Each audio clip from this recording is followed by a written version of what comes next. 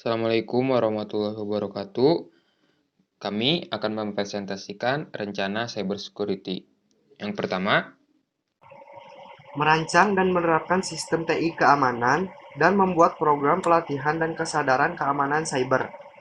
Yang pertama, menganalisis risiko TI.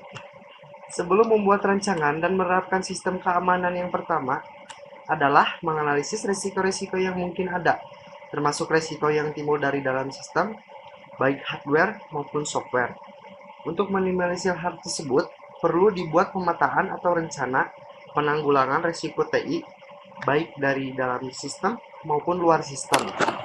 Yang kedua, penerapan keamanan standar TI. Untuk mengamankan sistem membutuhkan beberapa tindakan dengan mengimplementasikan perangkat preventif dan detection terhadap serangan dan gangguan seperti virus malware, serangan DDoS, pencurian data, dan penyusupan data oleh hacker yang bisa dicegah dengan cara scanning terhadap virus, pemasangan firewall, intrusion detection system, enkripsi, pembatasan fungsi dan informasi. Yang ketiga, pelatihan dasar keamanan TI. Semua orang yang berada di dalam sistem harus memiliki dasar keamanan TI. Hal ini untuk mencegah kasusnya bocor, data, atau masuknya perangkat lunak berbahaya ke dalam sistem. Pengetahuan dasar keamanan juga berguna untuk memberikan wawasan mengenai ancaman keamanan dan cara pencegahannya, yaitu dengan menerapkan pola rekrutmen dan pelatihan dan pengolahan sumber daya manusia teknologi informasi seperti pemeriksaan latar belakang pegawai, perjanjian kerja, pelatihan kesadaran security, sharing responsibility, dan job rotation. Melakukan operasi keamanan dan respon serangan cyber, dan melakukan simulasi hack dan penetration test.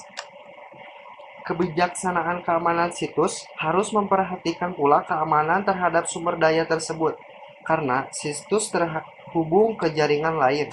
Maka kebijaksanaan keamanan harus memperhatikan kebutuhan dari semua jaringan yang saling terhubung. Hal ini penting untuk diperhatikan karena kemungkinan kebijaksanaan keamanan situs dapat melindungi situs tersebut, namun berbahaya bagi sumber daya jaringan yang lain. Suatu contoh dari hal ini adalah penggunaan alamat IP di belakang firewall, di mana alamat IP tersebut sudah digunakan oleh orang lain. Pada kasus ini, penyusupan dapat dilakukan terhadap jaringan di belakang firewall dengan melakukan IP spoofing. Di sini saya mensimulasikannya dengan membuat SSH di MyTunneling. Dalam percobaan pertama, di gambar pertama yang bisa dilihat, saya berhasil membuat akun SSH di web tersebut.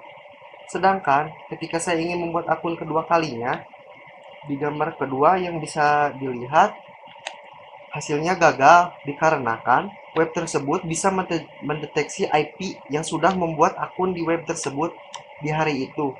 Walaupun kita membuat akunnya itu dibuat dengan username dan password yang berbeda, karena web tersebut bisa mendeteksi dari IP-nya.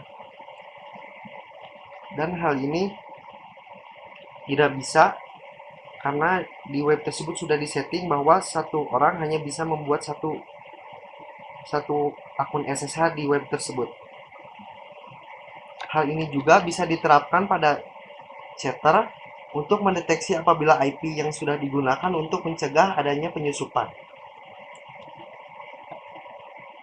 Identifikasi aktivitas berbahaya di jaringan dan menyelidiki jaringan yang telah disusupi. Mengidentifikasi aktivitas berbahaya dengan mengecek di dalam sebuah akun klien ada berapa IP device yang mengakses akun tersebut, dengan membuat adanya halaman activity session di aplikasi chatter, yaitu contohnya seperti Telegram. Kita bisa lihat di gambar pertama, kita dapat mengetahui perangkat apa saja yang terkoneksi dalam sebuah akun klien, lengkap dengan nama, perangkat, dan lokasi berada.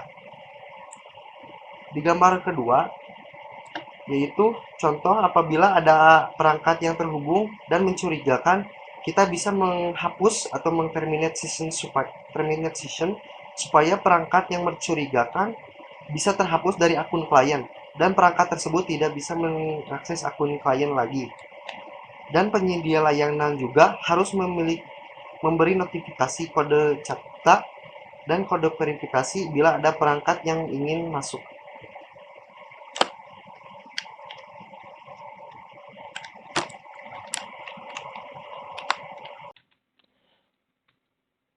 Yang selanjutnya, hal yang dilakukan ketika ada serangan cyber. Tidak dapat dipungkiri, seaman-amannya sistem keamanan yang kita rancang, pasti ada celah untuk melakukan serangan cyber. Oleh karena itu, kita memiliki saran ketika ada serangan cyber, yaitu 1. Lakukan pembackupan data center.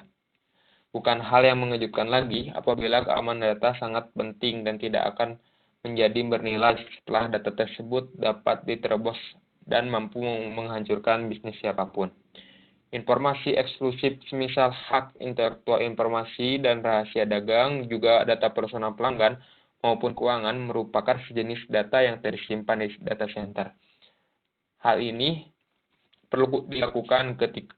pembackupan data ini perlu dilakukan ketika terjadi serangan cyber. Yang selanjutnya adalah menghapus session login. Terminate session atau menghapus session supaya perangkat yang mencurigakan bisa terhapus dari akun klien dan perangkat tersebut tidak bisa mengakses akun klien lagi. Kita juga akan memberi informasi notifikasi ke kode CAPTCHA atau kode verifikasi bila ada perangkat yang ingin masuk. Yang ketiga, melakukan pelaporan kepada konsultan hukum. Jika terjadi serangan, penting juga untuk menghubungi penasihat hukum setempat. Hal ini penting karena untuk memproses secara hukum apabila seorang peretas telah diketahui informasi di mana dan siapa seorang peretas itu. Kita bisa mengetahui itu melalui pengecekan IP address dan akan bukti tempat atau informasi itu akan diserahkan kepada pihak yang berwajib. Selanjutnya adalah mengontrol akses utama ke sistem kritis dan aset ketika diserang, dan menstabilkan keamanan ketika diserang. Untuk mengontrol dan menstabilkan keamanan ketika diserang, kita akan melakukan hal berikut ini. 1. Scanning terhadap virus atau serangan. Dengan menggunakan software antivirus, kita bisa mengetahui jenis virus apa yang terjadi saat penyerangan, dan ini adalah proses paling penting sebelum melakukan tindakan yang harus dilakukan selanjutnya, yaitu cara mengatasi cara mengatasi virus tersebut. Yang selanjutnya adalah pemasangan firewall. Pentingnya dilakukan pemasangan firewall.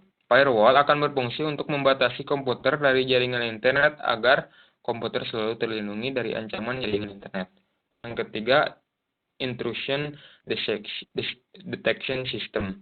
Intrusion detection system adalah metode yang dapat digunakan untuk mendeteksi aktivitas mencurigakan dalam suatu sistem atau jaringan. Yang keempat adalah enkripsi. Enkripsi adalah langkah untuk melindungi berita, pesan, atau informasi dengan cara mengubah pesan tersebut menjadi suatu sistem kode. Jika sistem kode dibaca tanpa analisis dan pemahaman seorang peretas, maka akan menjadi kata yang tidak berarti dan tidak akan dipahami oleh peretas. Selanjutnya, kita akan membuat intelijen untuk melihat situasi dan mendeteksi aktor ancaman dan dibagikan ke perusahaan. Misalkan 1. Silvana sebagai administrator jaringan. Bertanggung jawab atas konfigurasi, pemeliharaan, dan pemantauan jaringan. Fungsi ini digunakan untuk spesialis jaringan atau analisis jaringan. Yang kedua, Muhammad Nurul Kafi sebagai programmer. Bertanggung jawab untuk membuat pengenkripsian data atau informasi dan memastikan semua data atau informasi bisa dijaga keamanannya, dan bertanggung jawab untuk mengatasi bagaimana cara pengamanan data ketika sedang terjadi serangan. Ketiga, Hasna Siva sebagai operator komputer. Operator komputer bertanggung jawab untuk memelihara sistem komputer dan memastikan pengoperasian normal di semua peralatan.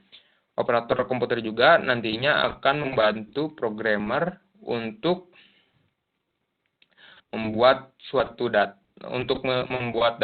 database dan menyimpan data di database tersebut.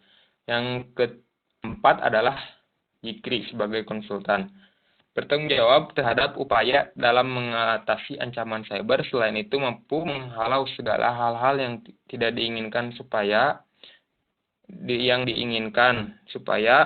Selain itu, konsultan juga harus bisa memprediksi sistem atau jaringan jika terjadi suatu serangan. 5. Doni sebagai teknisi komputer. Teknisi komputer adalah mereka yang berspesialis dalam instalasi, perbaikan, pemeliharaan, dan peralatan komputer. Teknisi komputer ini di sini bertanggung jawab terhadap pemeliharaan jaringan, infrastruktur, dan server. Malware dan virus. Malicious software atau malware merupakan suatu program jahat yang biasanya disebarkan dengan cara menyisipkannya pada aplikasi ataupun file tertentu. Sasaran dari malware sendiri adalah untuk mencuri informasi dan membobol security program. Para pelaku bisnis, terutama perusahaan, perlu menambah pengetahuan tentang malware. Tujuannya untuk pencegahan dan antisipasi dari serangan malware yang merugikan. Beberapa jenis malware. Yang pertama adalah backdoor. Backdoor adalah salah satu teknik hacker yang dapat mengakses ke suatu sistem tanpa melalui autentifikasi normal atau login terlebih dahulu dan berusaha untuk tidak terdeteksi. Yang kedua adalah botnet. Botnet adalah teknik membuka akses suatu sistem oleh penyerang dengan semua komputer yang terinfeksi botnet. Yang ketiga adalah downloader. Downloader adalah suatu kode jahat yang bertugas untuk mengunduh kode jahat lainnya. Penyerang menginstal downloader ketika mendapatkan akses ke sebuah sistem. Program downloader ini akan menginstal kode jahat tambahan. Yang keempat adalah information stealing malware. Merupakan malware yang mengumpulkan berbagai macam informasi korban dan mengirimkannya ke penyerang. Biasanya digunakan untuk mendapatkan akses akun online seperti internet banking. Yang kelima adalah launcher. Launcher menggunakan teknik non-tradisional untuk menjalankan program jahat agar tidak terdeteksi dan penyerang bisa mendapat akses lebih dalam ke suatu sistem. Yang keenam adalah rootkit. Rootkit adalah kode yang didesain untuk menyembunyikan keberadaan kode lainnya.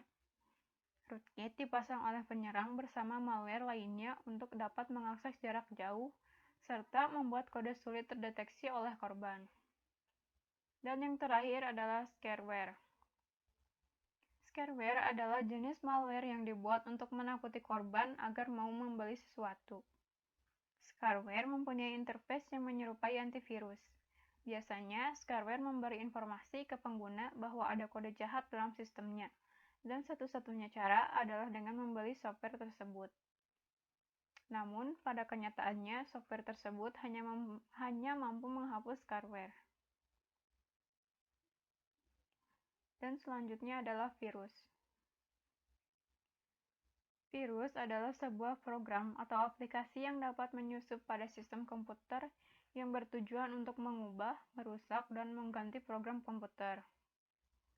Virus sendiri dapat menggandakan diri, mengcopy, merubah, meniru program, dan lain-lain.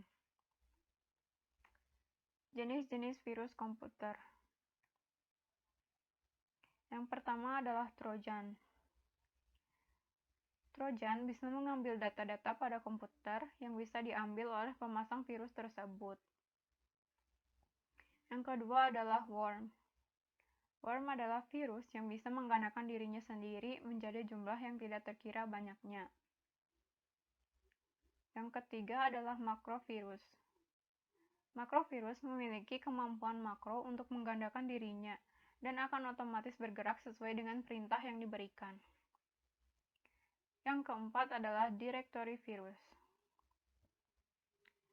yaitu virus yang menginfeksi direktori komputer. Virus ini memindahkan program asli dan merubah serta menjalankan program file yang telah terinfeksi oleh virus. Yang kelima adalah polymorphic virus, yaitu virus yang memiliki kemampuan membuat enkripsi dan kata kunci yang berbeda-beda pada saat menginfeksi sebuah sistem atau program. Akibatnya, virus mengunci suatu program sehingga program terkunci. Yang keenam adalah boot sector virus. Adalah virus yang menyerang boot dari harddisk komputer. Ketika harddisk terkena virus, maka seluruh komputer mengalami kerusakan. Efek utama yang biasa terjadi jika terkena virus ini adalah kerusakan program untuk boot. Biasanya, virus ini berada di memori. Yang ketujuh adalah overwrite virus, yaitu virus yang akan menghapus atau menghilangkan semua data dan informasi yang telah terinfeksi oleh virus komputer. Dan yang terakhir adalah memory resident virus, yaitu virus yang menginfeksi semua program file yang dioperasikan pada saat operating system mulai dijalankan. Virus ini sebelumnya bersembunyi dalam RAM, sehingga akan langsung menginfeksi apabila program dijalankan. Teknik analisis malware. Teknik analisis malware merupakan dasar untuk mendapatkan informasi dalam rangka mengatasi serangan dalam sistem korban. Dari informasi tersebut, dapat dikembangkan signature untuk mendeteksi infeksi malware. Teknik yang digunakan untuk analisis ada 3. Yang pertama yaitu analisis statis. Analisis statis adalah analisis yang dilakukan dengan cara mengamati secara langsung source code malware tanpa mengeksekusi malware tersebut. Analisis statis dapat menggunakan program analis, debugger, dan deassembler. Beberapa teknik analisis statis. Yang pertama adalah teknik deteksi berbasis signature. Teknik ini menggunakan pencocokan pola, string, atau teknik fingerprinting. Penyerang menyisipkan signature ke dalam suatu aplikasi dan signature ini digunakan untuk mengidentifikasi jenis malware tertentu. Untuk mencari kode malware, detektor malware akan mencari signature yang sudah ada dalam kode. Dan yang selanjutnya adalah teknik deteksi heuristik atau yang sering dikenal dengan teknik proaktif. Teknik ini mirip dengan signature. Bedanya, teknik ini mencari perintah atau instruksi dalam suatu program aplikasi. Dan hasilnya mudah untuk mendeteksi varian baru dari malware yang semakin banyak jenisnya. Keuntungan dari analisis statis. Keuntungannya yaitu cepat dan aman. Pengumpulan struktur kode program di bawah pemeriksaan. Jika analisis statis dapat menghitung perilaku berbahaya dalam aplikasi, maka analisis ini dapat digunakan dalam mekanisme keamanan di masa depan. Kerugian dari analisis statis sendiri yaitu source code sumber yang sulit diketahui. Alasannya karena masih banyak aplikasi yang tidak menyediakannya. Untuk melakukan analisis statis, harus memiliki pengetahuan yang baik tentang bahasa assembly dan memiliki pemahaman tinggi tentang fungsi sistem operasi. Yang kedua adalah analisis dinamik. Analisis dinamik merupakan metode analisa yang mengamati kerja suatu sistem, yang dapat terlihat dari perilaku suatu sistem sebelum malware dijalankan dengan perilaku setelah malware tersebut dijalankan.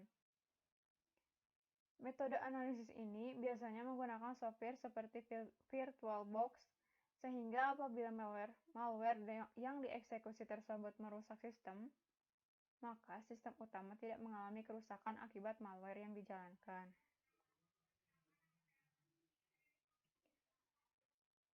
Teknik dalam analisis dinamik. Yang pertama yaitu monitoring function call. Monitoring ini merupakan panggilan yang dikontrol oleh subroutine.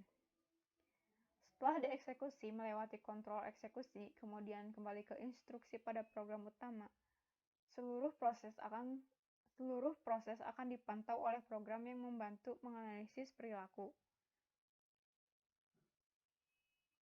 Fungsi ini bertanggung jawab melaksanakan fungsi analisis seperti menganalisis parameter input. Yang kedua adalah analysis of function parameter. Teknik ini sangat penting dalam analisis dinamis, karena analisis ini memantau nilai yang sebenarnya.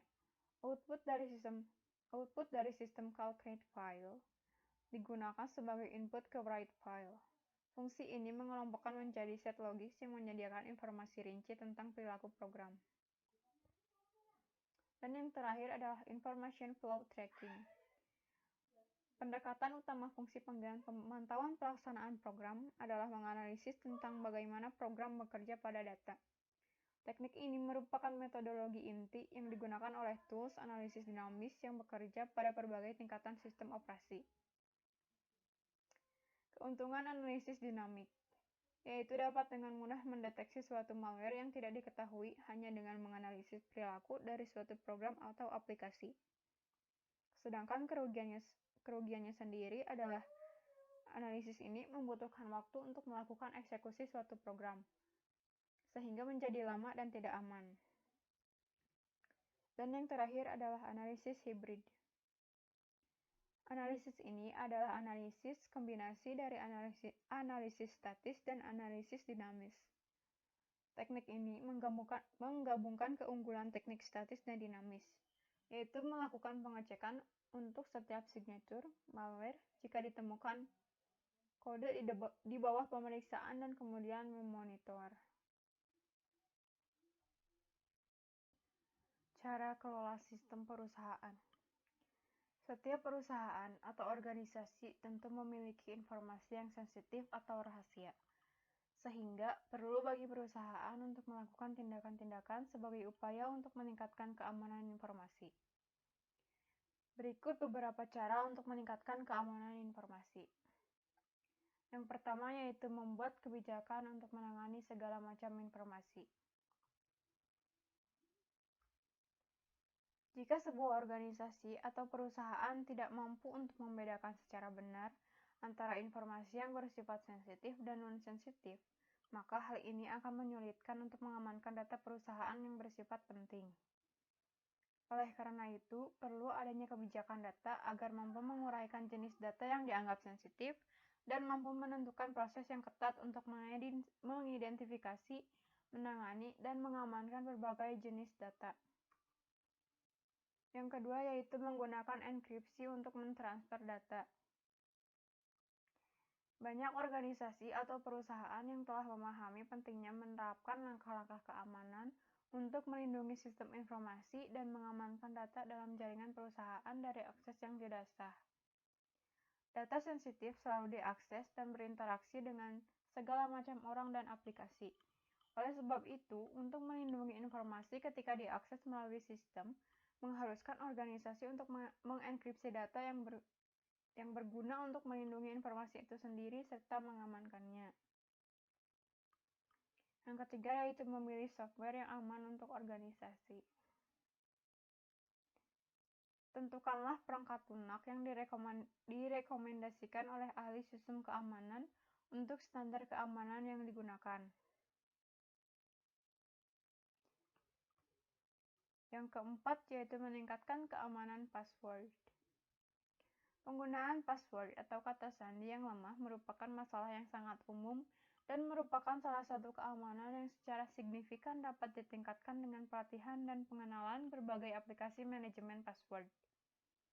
Kebanyakan pencurian data sensitif disebabkan oleh segelintir kesalahan keamanan informasi dasar. Dan yang terakhir adalah menerapkan sistem manajemen keamanan informasi. Sistem manajemen keamanan informasi atau ISO merupakan sebuah metode khusus yang terstruktur tentang pengamanan informasi yang diakui secara internasional. ISO sendiri merupakan dokumen sistem manajemen keamanan informasi yang memberikan gambaran secara umum mengenai apa saja yang harus dilakukan oleh sebuah perusahaan maupun organisasi dalam usaha mereka. Untuk mengevaluasi, mengimplementasikan, dan memelihara keamanan informasi yang dimiliki berdasarkan best practice dalam pengamanan informasi. Dengan melakukan beberapa cara tersebut, maka sumber daya informasi terjamin dan terlindungi dari ancaman pihak-pihak yang tidak berwenang yang akan memanfaatkan data dan informasi untuk kepentingan yang merugikan. Tabel aset. Aset fisik yang dimiliki oleh perusahaan charter yaitu iPhone perusahaan untuk semua staf. Dan potensi ancaman keamanannya sendiri yaitu bisa diretas. Dan yang kedua adalah staf dan kesadaran mereka tentang keamanan cyber. Potensi ancaman keamanannya sendiri yaitu ceroboh dalam mengambil keputusan. Dan yang terakhir adalah komputer perusahaan. Potensi ancaman keamanannya sendiri yaitu pencurian data bisa dilakukan dengan mudah. Sedangkan aset informasinya yaitu pengguna harus memberikan detail bank mereka saat mendaftar untuk membayar game dalam aplikasi. Potensi ancaman keamanan cybernya yaitu dengan memberikan detail bank, data bisa dilacak dan disalahgunakan oknum tak bertanggung jawab dengan cara skimming. Yang kedua yaitu pengguna yang mengunggah foto, otomatis foto akan tersimpan di chatter. Dan hal tersebut bisa digunakan orang lain. Misal ada akun yang memakai foto Anda untuk hal yang negatif. Yang ketiga yaitu pengguna yang mengirim pesan di chatter, otomatis akan tersimpan di chatter. Potensi ancaman keamanannya yaitu penyalahgunaan pesan oleh orang yang tidak bertanggung jawab. Selanjutnya ada contoh-contoh perusahaan yang terkena serangan cyber. Yang pertama yaitu Google China. Pada tahun 2009, Google pernah diretas dan diakses servernya oleh seorang hacker. Hacker ini mengakses akun-akun Gmail dari para aktivis hak asasi manusia di China. Bahkan pemerintah AS menyebut peretas Google ini berhasil mengakses data sensitif yang berisi perintah pengadilan otorisasi pengawasan yang diperoleh dari agen Cina yang memiliki akun Gmail. Yang kedua, ada Departemen AS. Pada tahun 1999, seorang hacker berhasil menembus komputer divisi Departemen AS dan memasang backdoor pada servernya, yang memungkinkan ribuan email dicegat oleh si hacker. Kemudian yang ketiga ada HackerOne. Perusahaan yang bergerak di pengamanan serangan cyber pun pernah mengalami serangan cyber. Penyerang berhasil mengakses informasi berkaitan dengan program-program yang berjalan pada aplikasi HackerOne dengan singkat. Berdasarkan contoh-contoh tersebut, banyak perusahaan yang sangat besar pun rentan disusupi oleh hacker.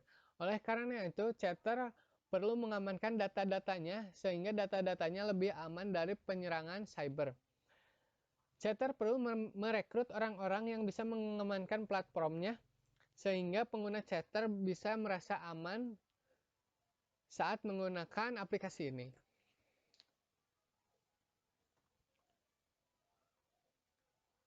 Kemudian, selanjutnya ada area utama meningkatkan keamanan Chatter.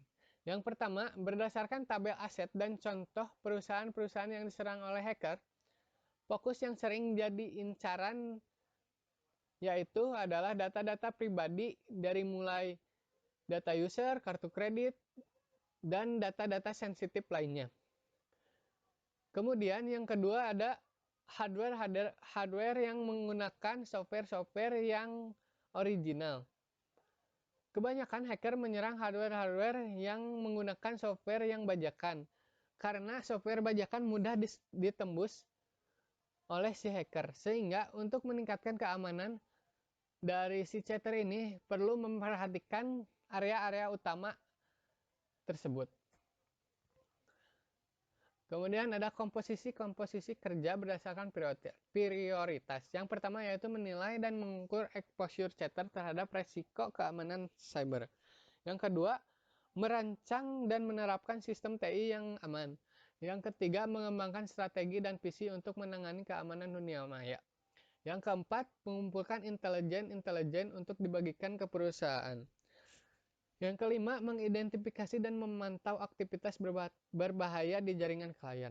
Ini adalah komposisi pekerjaan berdasarkan prioritas yang tertinggi. Prioritas selanjutnya bisa dilihat pada proposal. Berdasarkan urutan-urutan prioritas tertinggi ini, menilai dan mengukur exposure Chatter dapat meningkatkan keamanan dunia maya. Chatter harus introspeksi diri pada sistem itu sendiri, apa kekurangannya dari segi keamanan setelah ditemukan, maka langkah selanjutnya adalah merancang sistem strategi untuk mengamankan chatter. Setelah membuat sistem itu, diperlukan untuk membuat intelijen untuk memantau setiap aktivitas sistem chatter, melakukan tes-tes dan simulasi hacker. Setelah semua itu dilakukan, maka aplikasi si chatter dapat aman dan mengurangi resiko terjadinya serangan cyber. Estimasi biaya yang diperlukan untuk meningkatkan kualitas keamanan cyber di perusahaan chatter yaitu sekitar 550 juta. Pengeluaran untuk software untuk pembangunannya yaitu 70 juta, pengembangan 40 juta, perawatan 35 juta. Analis sistem untuk pengembangannya 50 juta, programmer untuk pengembangan 50 juta, user training untuk pengembangan 40 juta, perawatan 30 juta. Konsultan service 50 juta untuk pengembangannya, pengembangan 45 juta, perawatan 45 juta. Human research, pembangunan 30 juta, pengembangan 30 juta, perawatan 35 juta. Total dari pembangunan yaitu 150 juta, dari pengembangan 225 juta, dan perawatan 145 juta, sehingga semuanya totalnya menjadi 550 juta. Pembelian software sendiri terdiri dari software anti-malware, anti-hacking, dan sebagainya. Dan analis sistem dan programmer akan membantu menganalisa, memperbaiki, dan men-setting semua program server yang agar komputer server bekerja lebih optimal dan aman dari serangan hacker. Kesimpulan, jadi di dalam aplikasi chatter ini ada beberapa risiko terbesar yang menjadi fokus untuk meningkatkan keamanan sistem chatter. Chatter memiliki fitur berbagi foto, pesan pribadi, dan purchase in-game. Dalam fitur-fitur ini memiliki data-data yang rentan sekali diretas oleh hacker. Oleh karena itu, kita sebagai penyedia jasa keamanan akan berfokus mengamankan data-data tersebut dengan cara kami agar data-data tersebut tidak bisa diretas oleh hacker.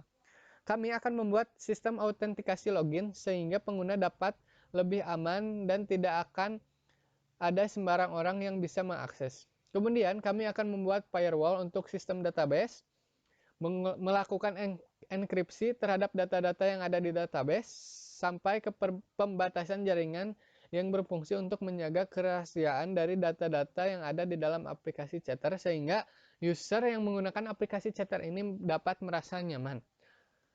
Sekian dari kelompok kami, dan terima kasih atas perhatian yang telah menonton. Mohon maaf bila banyak kekurangan ataupun kesalahan dari kelompok kami. Saya tutup. Assalamualaikum warahmatullahi wabarakatuh.